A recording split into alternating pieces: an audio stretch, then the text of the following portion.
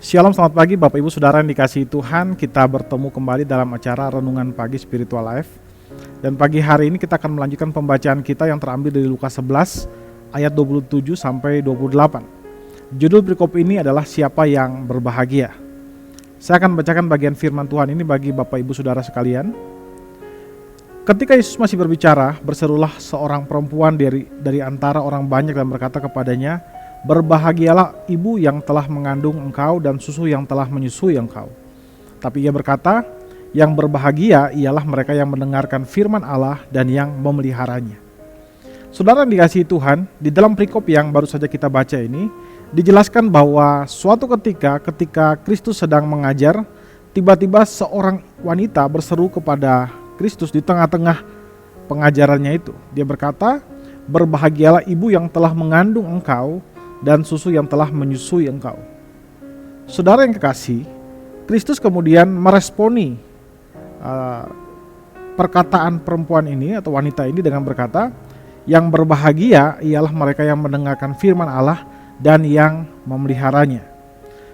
Saudara yang dikasihi Tuhan, di dalam ayat ini kita melihat bahwa Kristus kemudian menekankan bahwa hal yang terpenting dari kehidupan kita bukanlah di mana kita dilahirkan atau di dalam keluarga apa kita dibesarkan atau di lokasi mana kita dilahirkan, tapi yang penting adalah respon kita kepada firman Tuhan itu sendiri. Saudara, mungkin hari ini banyak dari antara saudara yang tekun membaca Alkitab setiap hari. Tentu hal itu adalah hal yang baik. Namun hal lain yang lebih penting daripada itu adalah kita harus merawat firman Tuhan di dalam hati kita melalui perbuatan kita setiap hari. Saudara, marilah kita belajar mendisiplin diri kita untuk membaca firman Tuhan. Bagi saudara yang mungkin belum terbiasa mendisiplinkan diri untuk membaca firman Tuhan, dan bagi saudara yang sudah terbiasa mendisiplin diri saudara untuk membaca firman Tuhan, maka mari kita berusaha merawat kehidupan kita, merawat firman Tuhan yang kita baca itu dengan cara mempraktekannya di dalam kehidupan kita setiap hari.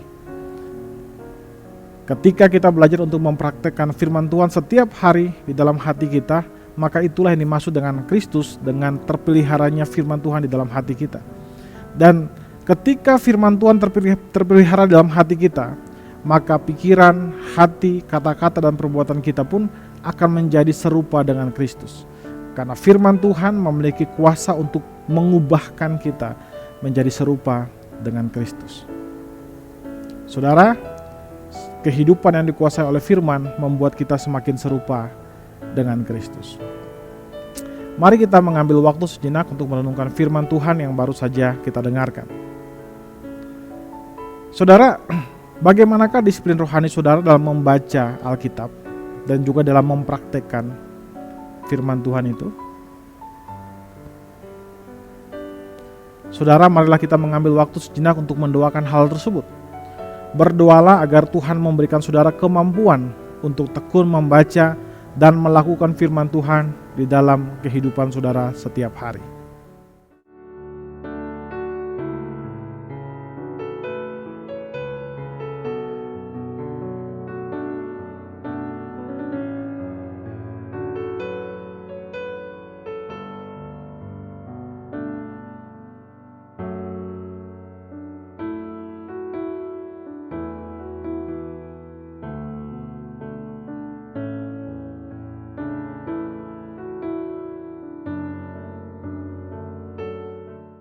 Saudara, percayalah Tuhan sudah memberikan saudara kemampuan untuk tekun membaca dan melakukan firman Tuhan setiap hari.